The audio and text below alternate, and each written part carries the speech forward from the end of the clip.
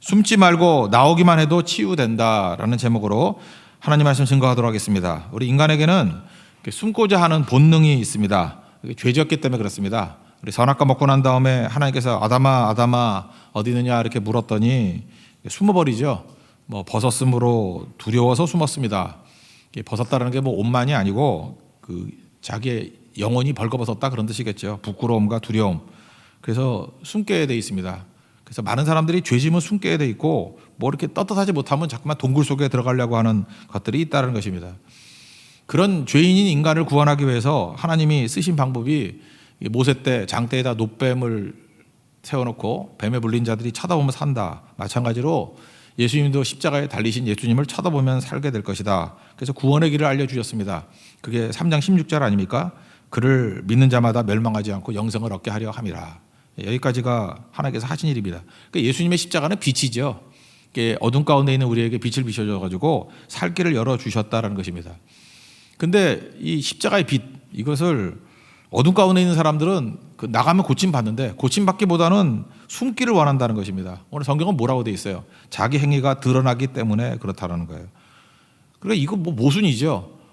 나는 너무 더러워서 목욕탕에 갈 수 없어 이런 거죠. 그러니까 너무 더러울 때 그럴 수도 있지 않습니까? 그래도 그 부끄러움 무릅쓰고 가야 목욕이 되고 깨끗해지지 않겠습니까?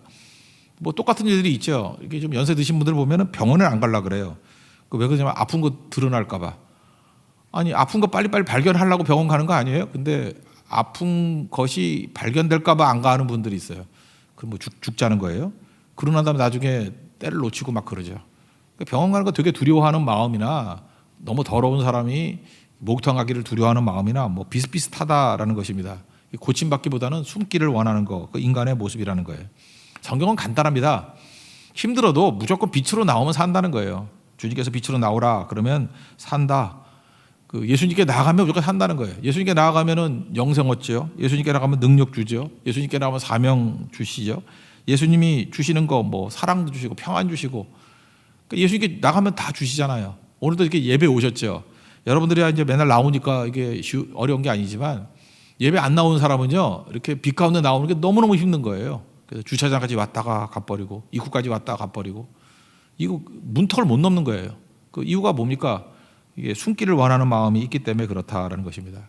그래서 내가 준 구원을 주기만 하면 받기만 하면 이제 심판에 이르지 않는다. 근데 그거를 못 받는 거예요. 숨어버린다는 것입니다. 이거 소돔에 있던 롯하고도 똑같은 거죠. 천사가 가가지고 롯에게 뭐라고 얘기해요? 빨리 소돔 떠나라. 아니면 죽는다. 그러면 그걸 받아들여야 될 거 아닙니까? 말씀을 받아들이면 사는 거죠. 그런데 그냥 못 들은 척하는 것이 좋을 수도 있죠. 왜? 당장은 어려움이 없으니까. 당장은 내가 살고 있는 소돔이 좋으니까. 그거 차일피일 미루다가 죽잖아요. 또 돌아보다가 소금기둥 돼버리고. 우리가 그렇다라는 것입니다. 그러니까 이렇게 생각하면 됩니다. 힘들어도 어려워도 예수님이 우리를 부르실 때 그냥 무조건 가는 거예요. 예배, 기도, 선교성이 왜 중요하냐? 힘들어도 예배 가고요. 힘들어도 기도하고 힘들어도 선교 가고 그러다 보면은 빛 가운데 나아가면은 회복이 일어나게 되고 치유가 일어나게 되고 생명의 능력이 나타나게 된다는 것입니다. 근데 우리 본성이 뭔지 알아요? 안 갈라 그런다니까요. 숨을라 그런다니까요. 할 수 있으면 예배 안 갈라 그러고 할 수 있으면 기도 안 할라 그러고 할 수만 있으면 선교 안 갈라 그러고 그것이 우리를 어둠 가운데 머무르게 만들고 결국 죽게 만든다 그런 얘기입니다. 19절부터 21절까지가 그 얘기예요. 한번 쭉 읽어봅시다. 시작. 그 정죄는 이것이니 곧 빛이 세상에 왔으되 사람들이 자기 행위가 악함으로 빛보다 어둠을 더 사랑한 것이니라. 악을 행하는 자마다 빛을 미워하여 빛으로 오지 아니하나니 이는 그 행위가 드러날까 함이요 진리를 따르는 자는 빛으로 오나니 이는 그 행위가 하나님 안에서 행한 것임을 나타내려 함이라 하시니라. 그러니까 주님이 오라 할 때 절대 버리지 말고 그냥 나아가면 된다는 것입니다. 이거는 우리가 구원뿐만 아니라 일상생활에서도 상처 있고 어려움이 있을 때도 마찬가지입니다. 여러분 그 시험 든다는 게 왜 힘드냐 하면은 그 자체가 고통스러운 거 아니에요. 고통스러우면 하나님 앞에 나가기가 싫다니까 숨고 싶다니까요. 그냥 동굴 속에 있고 싶고 하나님 앞에 나가는 것도 힘들지만 성도들 보기도 귀찮고 부끄럽고 만사가 귀찮으니까 좀 성격적인 것도 있지만 사람들이 다 그래요. 그러니까 입을 뒤집어 쓰고 그냥 동굴 속에 있기를 원해요. 나가기 싫고. 그럼 그게 회복이 안 된다니까요. 그러니까 우리가 하나님 앞에 잠깐 빛 가운데 나가야 된다는 것입니다. 리고렌 목사님 뭐 다 아는 얘기죠. 2013년이었으니까 벌써 8년 됐네요. 막내 아들, 그 사랑하는 아들 매튜라는 애가 부활절 날 그 자살했잖아요. 그죠? 그래서 얼마나 충격을 많이 받았습니까? 2013년이라고 생각하는데 8년 전. 얘가 오랫동안 이제 정신과 다녔고 우울증이 있었고 그랬다라는 거예요. 27살인가요? 그때 매튜가 이제 극단적인 선택을 했습니다. 충격이죠. 그 다음부터 이 목사님이 뭐 사역을 못했죠. 뭐 할 수가 없는 거죠. 이렇게 오랫동안 있다가 나중에 이분이 고백을 합니다. 이제 세들백교회 사역에서 이제 얘기를 할 때 자기도 목사지만 충격의 그 6단계, 충격에 오면 상실의 6단계가 있잖아요. 그거 그대로 밟았다라는 거예요. 앞부분 3개는 숨으려고 그러는 거고 치유되는 과정에서는 잠깐 나와야 되는 거예요. 하나님 앞에 나와야 되는 건데 1단계는 뭐냐 하면 충격이에요. 충격이 오면 아무것도 못하죠. 그냥 멍한 겁니다. 그냥 뭐 원망도 못하고 아무것도 못해요. 그냥 충격의 시간이 뭐 사건마다 틀리지만 꽤 갑니다. 충격. 그 다음에 충격이 있고 난 다음에 슬픔이 와요. 너무 충격받으면 눈물도 안 나요. 그러다가 눈물이 나기 시작하면 슬픔의 단계라고 깊은 슬픔의 단계로 갑니다. 그래서 이게 바닥까지 내려가는 거예요. 3단계는 뭐냐? 몸부림치는 건데 이때는 이제 내가 자아가 이제 깨어나기 시작하는 거예요. 왜를 묻습니다. 왜? 하나님 왜 나에게만 이런 일이 벌어지고 왜 내 사랑하는 사람을 데려가고 왜 이게 이제 바닥을 헤매는 거예요. 이게 동굴 속에서 벌어진 일이거든요. 충격, 슬픔, 몸부림. 왜? 그래서 why를 물어요. 왜? 이제 그게 지나고 난 다음에 이제부터 속도가 차이는 거예요. 여기까지는 뭐 믿음이 있는 사람이나 없는 사람이나 또는 뭐 영적으로 강한 사람이나 약한 사람이나 다 거의 비슷한 시간을 겪어요. 충격과 슬픔과 몸부림, 왜를 묻는 거. 여기까지는 거의 시간이 비슷합니다. 여기서 차이가 안 나요. 근데 4단계, 5단계, 6단계부터 차이가 확 나기 시작한다는 것입니다. 4단계는 뭐냐면 이제 평안이 회복이 돼요. 평안이 회복이 돼가지고 받아들이기 시작하는 거라고. 이제 이때는 왜를 묻지 않아요. 그냥 이렇게 적응하는 과정이죠. 받아들이는 거. 이 빨리 받아들이는 사람이 누구냐 하면 밝은 대로 나가는 사람이에요. 일상으로 나가는 사람이에요. 사람 만나고 일상적인 일을 계속 빨리빨리 하고 자기 자리 놓치지 않고 예배 자리 놓치지 않고 봉사 자리 놓치지 않고 그러면 이 4단계부터 속도가 하늘과 땅 차이예요. 엄청나게 빨라진다고요. 그 다음에 5단계는 뭐냐 하면은 성화의 단계라 그러는데 하나님의 입장에서 생각하는 법을 배우는 거예요. 하나님이 우리에게 해석을 주는 거예요. 이러이러한 뜻이 있겠구나. 합력하여 서를 이루는 거구나. 하나님은 선하신 분이구나. 라고 하면서 사후에 해석이 되기 시작합니다. 이때 중요한 게 믿음이에요. 말씀을 들으면 말씀 가운데 해석이 되면 인생은 힘이 생기는 거예요. 해석이 안 되니까 어려워지는 거죠. 그러니까 하나님의 은혜 가운데 해석이 돼요. 그걸 성화 과정이라 그래요. 평안 다음에 성화. 그다음 마지막 6단계 여기서 이제 달라지는 거예요. 성김이에요. 이건 뭐 운디드 힐러라 그러잖아요. 상처 입은 치유자. 내가 당했던 아픔들이 있기 때문에 폭이 넓어져서 다른 사람들이 보이기 시작하는 거예요. 그때부터 그런 사람들을 섬기기 시작합니다. 근데 이전과는 다른 아주 엄청난 파워가 있죠. 그래서 결국은 이렇게 섬기기 시작하는 사람들 보면 오히려 잃어버린 것보다 얻는 것이 수백 배 많아질 정도로 깊어지게 되는 것들을 보게 됩니다. 다시 리고레 목사님으로 한번 돌아갑시다. 이분 충격받았대요. 그래서 6개월 동안은 뭐 정신을 못 차렸다. 꽤 오래 간 거죠. 그 다음에 슬픔의 과정이 있었다. 같이 온 것 같아요, 이분이. 뭐 6개월 동안 충격과 슬픔이라고 이렇게 묘사를 합니다. 그러고 난 다음에 짧지만 굉장히 깊이 그 아내와 함께 부르짖었대요. 왜 이런 일이 벌어졌냐고. 몸부림치기 시작하고. 근데 그거 끝나고 난 다음에 이게 그것 중에 기도죠.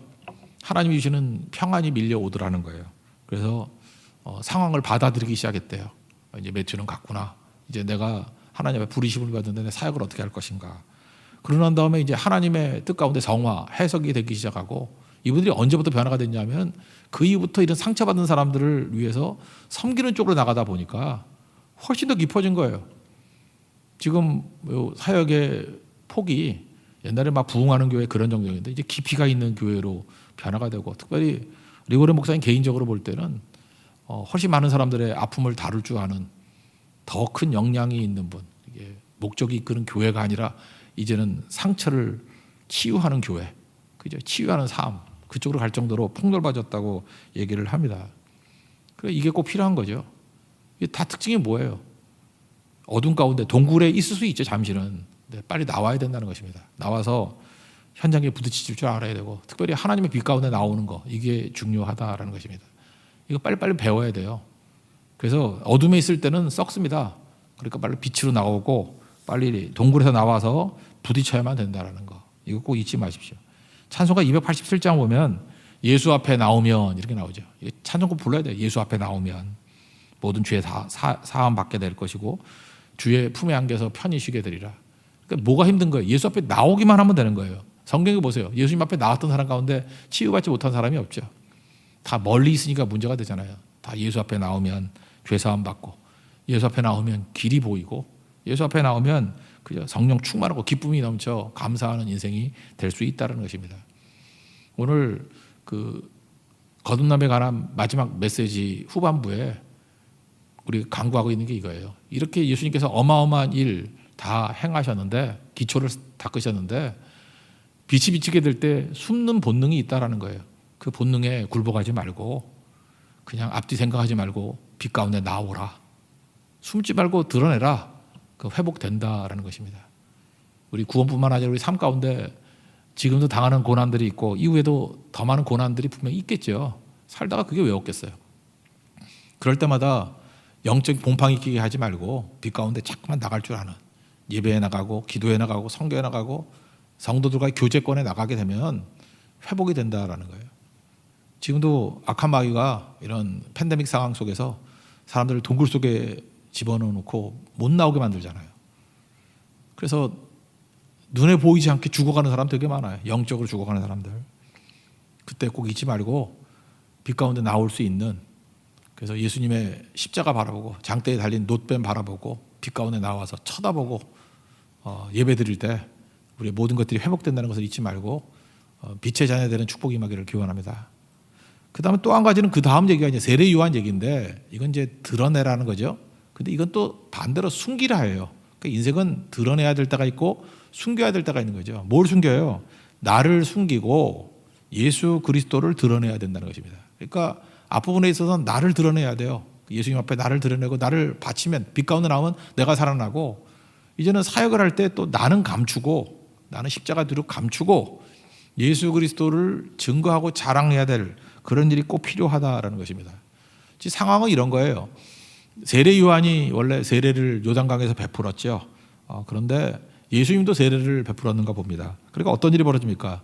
당시를 볼 때 걸출한 두 리더가 동시에 사역을 하니까 얼마나 많은 사람들이 몰려들었겠어요. 세례 요한도 보통 사람이 아니잖아요. 근데 예수님은 뭐 하나님의 아들이시니까 능력이 있겠죠.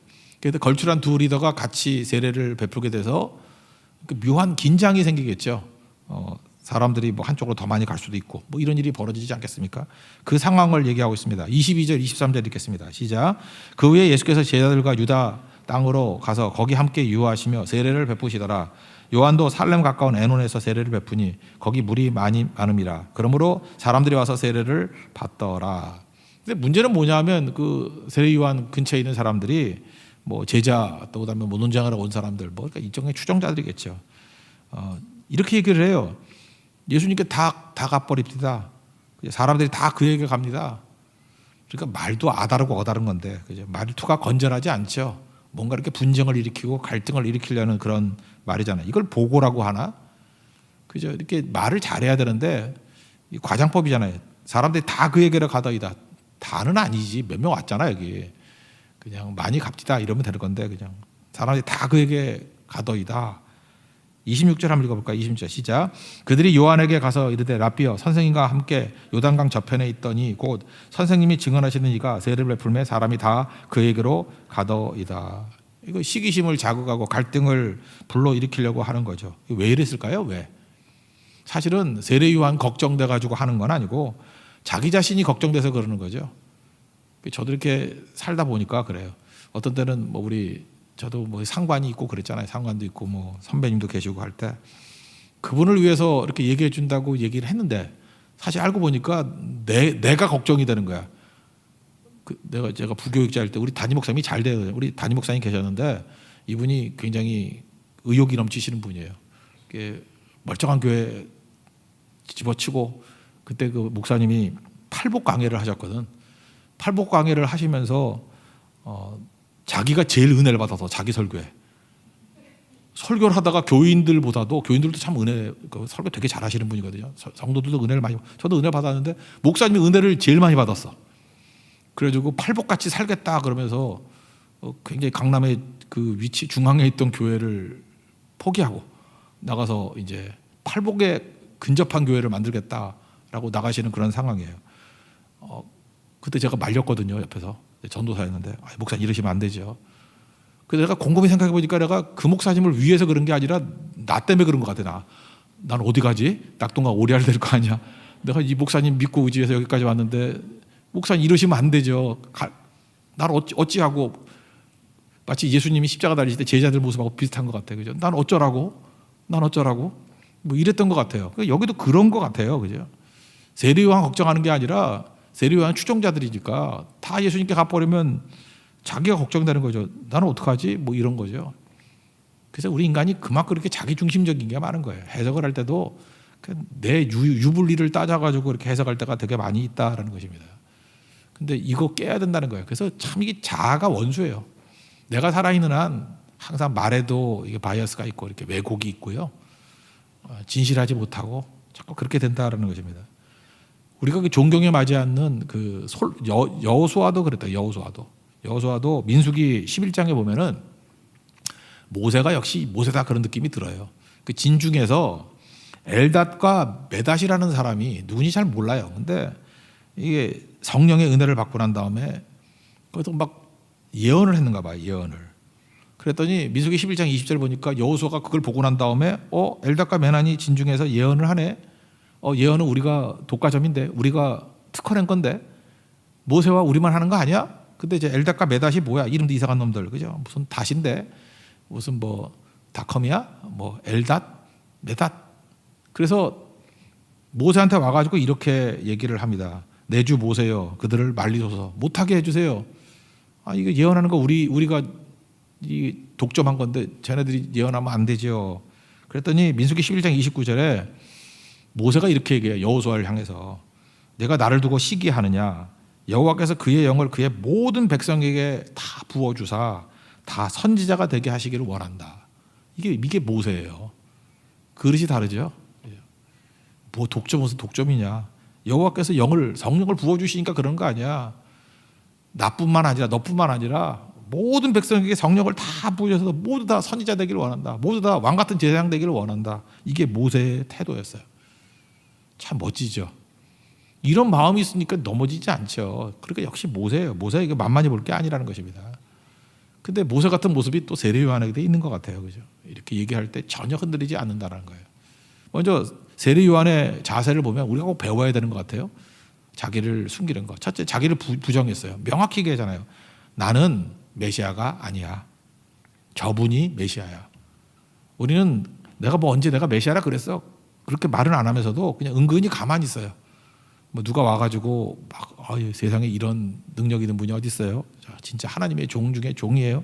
그럼 이렇게 부인해버리고 아니라 그래야 되는데 그냥 가만히 있는 거죠. 뭐 내가 그랬나? 뭐 남들이 그러는 거는 그냥 가만히 있었던 뿐이지. 그러니까 이런 식의 태도를 보이지 않았다는 거예요. 세례 요한은. 나는 메시아가 아닙니다. 명확하게 얘기하잖아요. 그리고 하늘로부터 능력 주시는 건 예수님. 저분이 하나님의 아들이고 저분이 하늘로부터 오신 분이야. 라고 애매모호함이 없어요. 정확하게 묘사하고 있다는 거예요. 27절 28절 읽겠습니다. 시작. 요한이 대답하여 이르되 만약 하늘에서 주신 바 아니면 사람이 아무것도 받을 수 없느니라. 내가 말한 바 나는 그리스도가 아니요 그의 앞에 보내심을 받은 자라고 한 것을 증언할 자는 너희니라. 그러니까 정확하게 나는 메시아가 아니다. 그리고 나는 그의 앞에 보내심을 입은 자일 뿐이다. 뒤에도 나오지만 그러므로 나는 쇠하는 게 옳은 거고 그는 흥하는 게 옳은 거야. 그런 거죠. 우리 사역을 할 때도 보면 자꾸만 내가 주님의 일도 하고 나도 높아지길 원한다 그러는데 목사도 그런 것 같아요. 저는 목회자니까 목사가 자꾸만 강해지면 안 되죠. 교회가 되려고 그러면 예수님이 흥해져야 되고 이렇게 사역자들이나 이런 사람들 잠깐 쇠해져야 돼요. 존재감이 없어져야 되고 사라져야 되고 예수님만 드러나야 되고 그래야 되는 거 아니에요? 그게 오늘 세례 요한의 자세였고 그러니까 주님 앞에 쓰임받는 놀라운 종이 되더라는 것입니다. 근데 우리는 어때요? 참 이상한 현상들이 벌어질 수 있죠. 예수님은 쇠하고 나는 흥하고 그죠? 예수님의 이름은 작아져 버리고 그 사람의 이름이 높아져 버리고 그렇다면 그건 엉터리 중에 엉터리가 될 수밖에 없다라는 것입니다. 여러분 어디나 이렇게 열매를 거두거나 할 때 보면은 자기를 죽이는 사람들이 있기 때문에 되는 거예요. 그거 없이 열매 거두는 얘기는 하나도 없다고요. 특이한 나라 중에 하나, 여러분 지금 만만히 보지 못할 나라 중에 하나가 남아프리카 공화국, 남아공이라고 그러죠. 남아프리카 공화국. 거기 제일 유명한 게 넬슨 만델라 아닙니까? 넬슨 만델라도 훌륭하신 분이지만 저는 백인 마지막 대통령이 더 훌륭하다고 생각해요. 이분 없었으면 이렇게 안 됐어요. 데 클레르크라는 대통령인데, 데 클레르크. 벌써 이름 보니까 그 네덜란드 계통이라는 거 느낌이 오죠. 그 남아프리카 공화국이 원래 네덜란드 오렌지 공화국이라고 그랬잖아요. 걔네들하고 영국이 나중에 와가지고 이렇게 피도 섞이고 그랬어요. 그래서 남아프리카 공화국에는 영어를 쓰긴 영어를 쓰는데 영국계가 있고 네덜란드 화란계가 있어요. 화란계 있는데 아마 이름 보니까 화란계통의 백인 같아요. 데 클레르크. 1989년 그러니까 뭐 오래되지도 않았죠. 한 30몇 년 전. 그때까지 백인 정권이었어요. 특별히 그 악독했죠. 아파르트 헤이트라 그래가지고 흑백 분리, 뭐 버스도 따로 타고, 뭐 식당도 따로 따르고, 하여튼 전 세계에서 이렇게 차별적인 나라가 없을 정도로. 그래서 남아프리카 공화국하고 외교도 다 끊고 그랬어요. 고립된 나라였다고. 근데 넬슨 만델라 감옥에 있던 넬슨 만델라 이때 석방했고요. 그 다음에 이 클레르크 대통령 때 마지막 대통령 때 차별 정책 철폐해버렸고 민주화 일으켰고 그랬다라는 거예요. 근데 이분 제가 좋은 게 뭐냐면 우리 같은 장로교 좋은 화란계통 장로교의 좋은 장로님이셨어요. 장로님 대통령했다고. 참 믿음대로 잘 산 거죠. 그 험악한 시절에. 근데 이분이 이런 얘기를 했어요. 참 이게 중요한 건데 정치인이니까 자기 지지자들이 있잖아요. 근데 지지자들의 요구가 있을 거 아니에요. 다 백인들일 거니까. 야, 그 억압하고 우리 특권 유지해야 돼라고 하는 지지자들의 음성을 듣지 않고 하나님의 음성을 들었대요. 자기는 그걸 소명이라고 말하는데 나는 지지자들의 음성에 흔들리지 않고 소명에 응답했다. 참 너무 멋진 얘기 아니에요? 하나님의 뜻이 무엇인가? 하나님의 말씀의 원리가 무엇인가? 그러니까 지지자를 거부한다는 게 정치가에게 쉬운 일이 아니잖아요. 근데 오히려 반대쪽의 의견을 받아들이고 그쪽으로 움직이기 시작했다는 거예요. 그래서 결국은 넬슨 만델라가 그렇게 평화적으로 대통령이 투표해서 대통령 될 수 있었던 이유가 뭐냐면 이 데클레르크 대통령 이 사람 때문에 그렇다고요. 아직도 살아계세요. 저희 아버지하고 동갑이더라고. 1936년생. 1936년생이고 그 다음에 지금도 살아계세요. 살아계시는데 나중에 넬슨 만델라하고 데클레르크하고 공동으로 노벨 평화상 받았어요. 근데 여기까지도 대단한 건데 나중에 넬슨 만델라가 대통령 되고 난 다음에 이 클레르크 대통령한테 요청을 했어요. 정말 죄송한 얘기지만 대통령이었지만 내가 대통령 됐으니까 부통령 좀 하면 안 될까요? 사실은 여기까지 하고 물러나면 딱 좋을 것 같은데 부통령 하랬더니 또 부통령을 하네. 이런 거 똑같은 거죠. 우리 여기 교회 딱 있었는데 뭐 어떻게 하다가 이렇게 막 투쟁하다가 황원우 목사님 담임 목사님 됐어. 그러더니 저한테 와가지고 오랫동안 같이 섬겼던 선배님이지만 제 밑에서 부목사 하실래요? 뭐 이런 거하고 똑같은 거죠. 근데 했다니까요, 이분이. 해서 이것 때문에 갈등이 없어졌어요. 흑백 갈등이. 거기 유혈투쟁도 안 벌어지고. 참 놀라운 일이 벌어지는 거죠. 그래서 많은 사람들이 그래요. 지금 우리가 외부에서는 넬슨 만델라를 훌륭하다고 생각하지만 이 클레르크 대통령이 아니었으면은 남아프리카 공화국에 저런 평화가 이루어지지 못했을 것이다. 그러면서 중요한 게 이 클레르크 대통령에 대해서 별명이 있는데 남아프리카 공화국의 세례 요한이에요. 이게 무슨 얘기냐면은 나는 쇠하여 하겠고 그는 흥하여 하겠다. 그죠? 남아프리카 공화국의 그런 민주화를 이끄는 길을 닦는 역할을 했던 사람이라고. 잘 보세요. 이게 세례 요한 없이 예수님의 길 없듯이 남아프리카 공화국에 넬슨 만델라라는 사람의 길을 닦아주는 이 데클레르크라는 대통령이 있었기 때문에 이게 가능했다라는 것입니다. 교회에서도 이게 중요한 거예요. 우리 겉으로 볼 때 사람들은 그러니까 눈에 보이는 사람들만 뭐 훌륭한 하나님의 종이라 그러는데 그렇지 않아요. 이렇게 깔아주는 사람, 이게 되게 필요한 거죠. 음악할 때도 뭐 그러는 거 옛날에 글에서 읽어본 적이 있는데, 오케스트라 하다 보면은 이 제일 바이올린 하는 사람들 이게 되게 훌륭하잖아요. 그죠? 그거 하는 사람들은 서로 하려고 그러는데, 근데 세컨 바이올린, 제2 바이올린 하는 사람들 잘 없대요. 이렇게 받쳐줘야 되는 거니까. 우리 그래도 반주 있죠. 이렇게 앞에가 있고 이게 메인이고 뒤가 세컨이잖아요. 세컨 누가 하려 그래? 받쳐주는 건데. 그래서 오늘도 공석이잖아. 안 하잖아. 세컨은 안 하려 그래요. 세컨은 미쳤냐 내가 세컨을 하게? 그죠? 이게 안 해요. 근데 그 받쳐주는 거 되게 중요하죠. 우리 율동할 때에도 앵글이 여기만 비춰주잖아. 안 싸우나 혹시? 훌륭해. 언니인데도 여기 가서 하잖아. 언니 맞죠? 네, 동생한테 여기 양보하고. 동자 던졌나? 어떤 손인지 모르지만. 그래요. 그래서 이렇게 화면에 나오는 데는 서로 하려고 그러고, 나는 그림자냐, 뭐 나는 왜곡됐냐, 뭐 이러면 문제가 될 수 있는 거죠. 근데 항상 여기 있는 사람이 훌륭한 사람이에요. 그죠? 안 보이는 데서 일하는 사람들. 그게 되게 중요한 거죠. 근데 세례 요한이 그 일을 했다는 것입니다. 잘 보세요. 우리가 빛 가운데 나와라, 십자가 앞에 나오라 그럴 때 자꾸만 예수 앞에 나가면, 예수 앞에 나가야 돼요. 그래서 구원받고 생명 얻고 치유받고, 예수 앞에 힘차게 내 몸 부끄럽더라도 동굴 속에 있으면 안 되고 나가야 되지만, 하나님 앞에 쓰임 받을 때는 숨겨야 돼요. 숨기고 십자가에 들어 나를 숨기고 예수를 증거해야 돼요. 예수님만 드러내면 생명이 임하게 되고 그 능력이 임하게 된다니까요. 자아는 숨길수록 강한 거예요. 넬슨 만델라, 제가 볼 때 천국적인 가치로 볼 때는 데클레르크 대통령이 더 훌륭한 일을 했을지도 모른다고. 그래서 그 다음에 이제 비유를 드는데 뭐라고 비유를 드냐면, 예수님이 신랑인데, 야 결혼식 가면은 신랑의 기쁨을 도둑질하면 안 돼.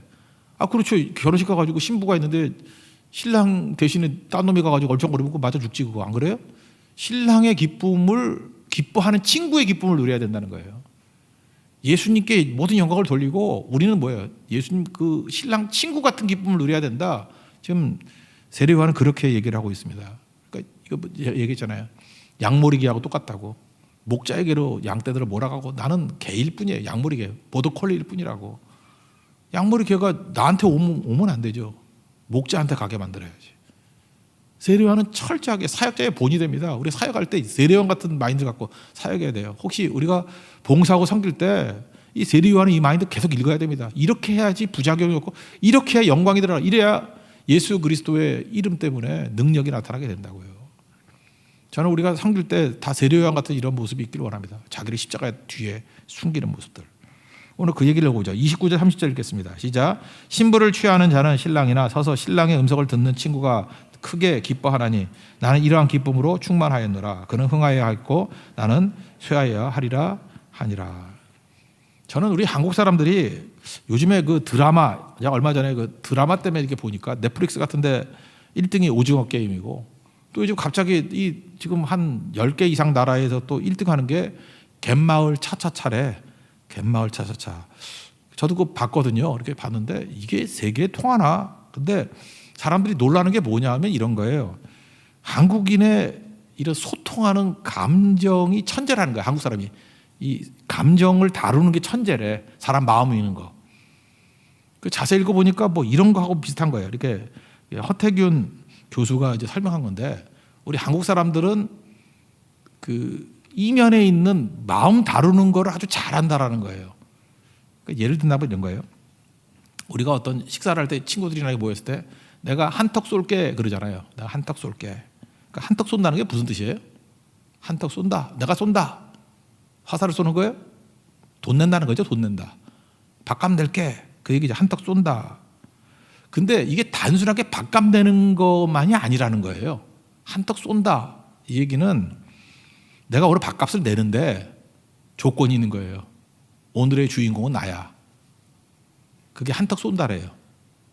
진짜 그런 것 같아요. 그래서 좋은 일 벌어졌을 때 한턱 쏜다 그러죠. 아무 때나 한턱 쏜다 그러면 이제 한턱 맞아요. 그건. 그러니까 생일이라든지 내가 한턱 쏜다. 뭐 대학에 뭐 합격을 했다든지 아니면 승진을 했다든지 이렇게 자기가 좋은 일 있을 때 너무너무 기쁘기 때문에 오늘의 주인공은 나야 이거죠. 생일이니까 주인공이 나야.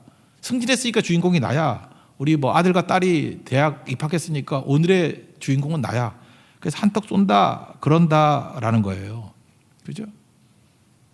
그런데 이 분위기 파악 못하는 멍청한 녀석이 예를 들어서 이제 아들이 대학 붙어가지고 한턱 쏜다 그랬다고요. 그래서 막 얘기 나눌 때 그때는 얻어먹으면서 누구 얘기만 해야 돼요? 그 집 아들 얘기만 해야 돼. 훌륭하다. 그 대학 가기가 얼마나 힘드냐. 그죠?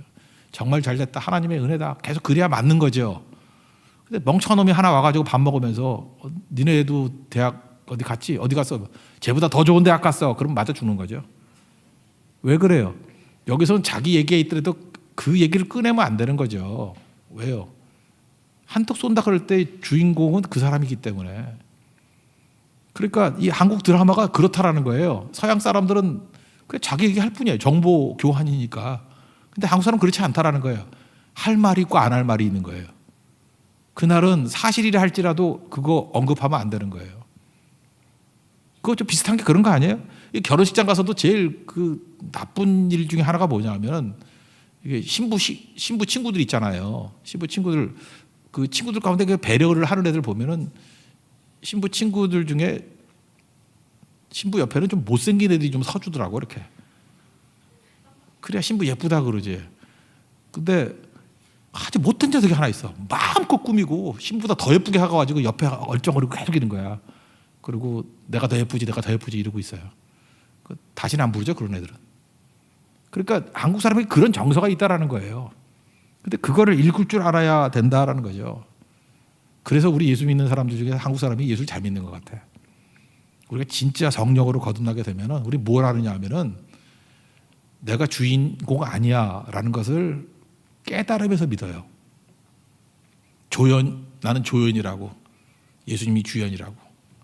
그래서 그 정서를 계속 알고 믿으면은 부작용이 없어요. 그래서 제가 볼 때 하나님께서도 우리 한국 사람을 되게 사랑하시는 것 같아요. 그 감을 읽기 때문에.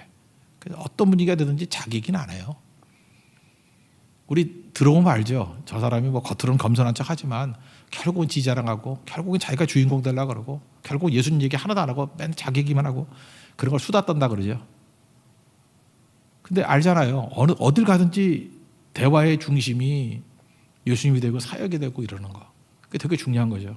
제가 최근에 이제 선교사님들이랑 이런 분들을 많이 만나는데 제가 대화를 할 때마다 이제 그런 거예요. 뭐 잠깐 물어보면은 목회 얘기는 거의 안 해요. 왜? 목회 하다 보면은 자꾸 이렇게 교회 얘기를 하게 되잖아. 그런 거 안 하고 하여튼 중심을 선교지에 두고 얘기를 해요. 그 선교지의 그 선교사님들의 가정의 어려움, 팬데믹 때문에 당하는 어려움들 뭐 이런 걸 주제로 삼고 계속 얘기하다 보면은 제가 깨달았다니까요. 선교사님들이 언제 위로를 받느냐 하면은 자기들이 주인공이 돼서 이야기를 나눌 때 제일 위로를 받더라고. 뭘 좋은 거 사주고 안 사주고의 문제가 아니에요. 그냥 만남부터 시작해서 헤어질 때까지 오늘의 주인공은 당신이야. 오늘의 주인공은 선교사님이야. 그래서 모든 화제, 모든 뭐 문제, 모든 뭐 어려움들을 그 중심으로 나누게 되니까 오늘은 나를 중심으로 모든 게 이루어졌구나 하고 새 힘을 얻고 용기를 얻어가지고 다시 현장으로 가더라고요. 이게 중요한 거죠. 근데 가끔마다 철없는 사람들 몰라서 그런 것도 있겠죠. 하다 보면 잠깐 자기 얘기를 해. 자기 얘기를 하다 보니까 지금 선교사님 모셔서 놓고 자기 얘기를 하면 어떡해.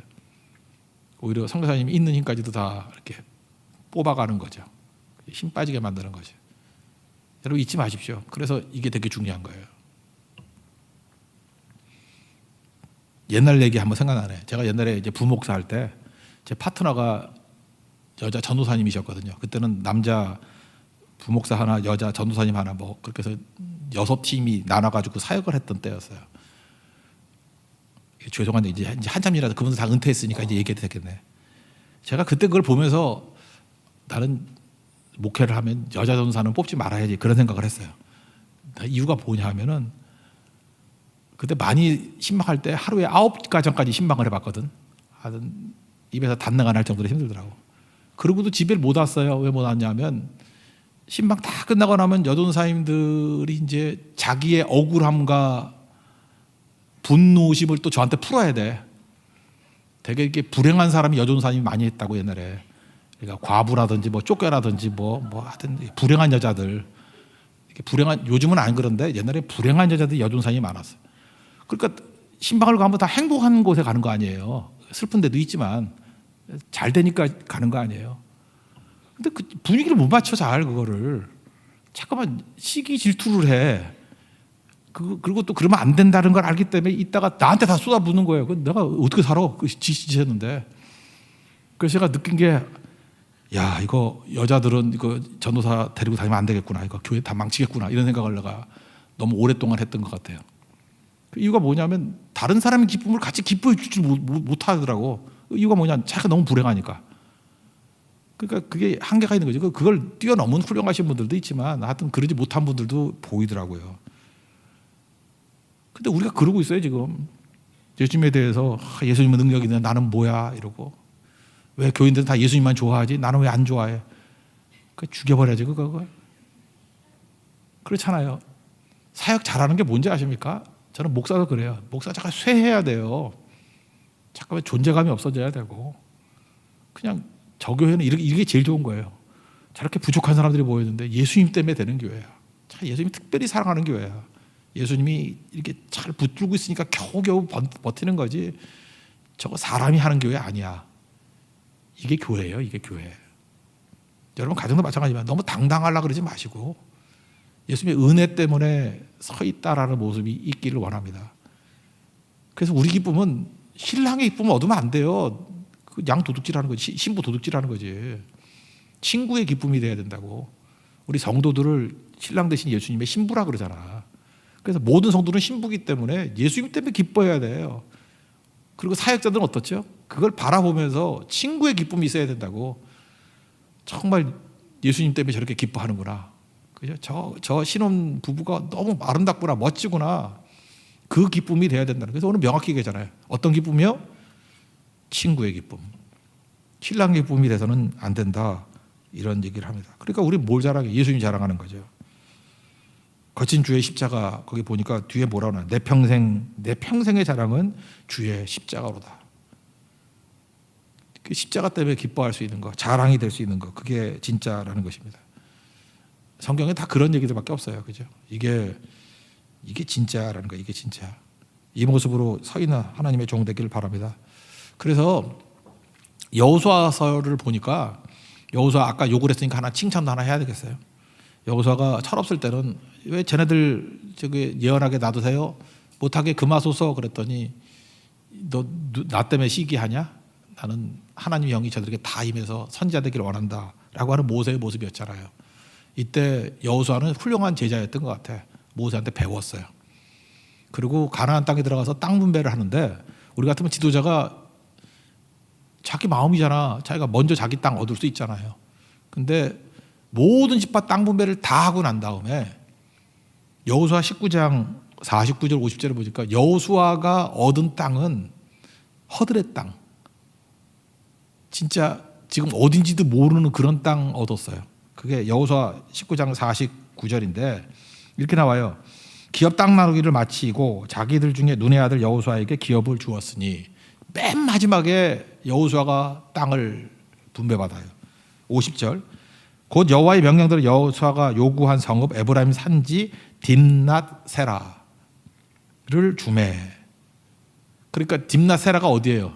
몰라요. 그만큼 허들의 땅이었어요. 지금 지명도 남아있지도 않은 그런 허들의 땅. 중요한 것도 아니에요. 그거를 여호수아가 마지막에 얻잖아요. 세례요한 같은 마인드가 있는 거죠. 좋은 거 먼저 챙기고 그러는 게 아니라 다 나눠주고 마지막에 분배받는 모습. 여호수아예요. 훌륭하죠. 같이 동역했던 갈렙도 훌륭하죠. 제일 험한 땅, 젊은이들도 손대지 못하는 헤브론 땅, 철옹성 85세 나이에 이산지를 내게 주소서 하면서 제일 힘든 거 나가서 피 튀기게 싸워가지고 얻잖아요. 그래서 결국 여호수아에서 보여주는 두 명의 훌륭한 지도자. 갈렙은 더 훌륭하죠. 같이 일했는데 여호수아는 리더고 자기는 세컨으로 일하는데도 불구하고 충성을 다하는 모습. 험한 꾸준히 일을 혼자 다 하고. 여호수아도 훌륭해요. 그죠? 자기는 모든 이득을 다 포기해버리고 마지막에 땅 분배 받고. 그러니까 되는 거죠. 여러분, 우리에게 필요한 게 뭐냐면 세례요한의 마인드가 필요합니다. 여호수아의 마인드가 필요합니다. 갈렙의 마인드, 이게 필요하다는 거예요. 숨기는 거예요. 내 자아를 숨기는 거. 그리고 예수 그리스도만을 높일 수 있는 우리 하나님의 거룩한 종 되기를 바랍니다. 그래서 오늘 인생은 그래. 때에 맞는 행동해야 됩니다. 내 자신이 연약하고 부족하죠. 예수님 부르시면, 빛 가운데 부르시면 십자가 앞에 더 가까이, 빛으로 잠깐만 나가십시오. 예배의 자리에 나가십시오. 기도의 자리에 나가십시오. 선교의 자리에 나가십시오. 빛 가운데 나가면은 우리 모든 연약함들이 다 사라지고 강건해질 거예요. 그 다음에 우리를 부르시고 사역에 임하게 될 때에는 십자가 뒤로 나 자신을 숨기시고 예수만을 증거하게 될 때, 예수님만을 영광 돌리게 될 때 30배, 60배, 100배 열매 거둘 수 있는 제일 강한 하나님 백성이 될 것입니다. 그런 인생 되는 축복이 임하기를 기원합니다. 자리에서 일어나겠습니다. 우리 일상 찬양하겠습니다.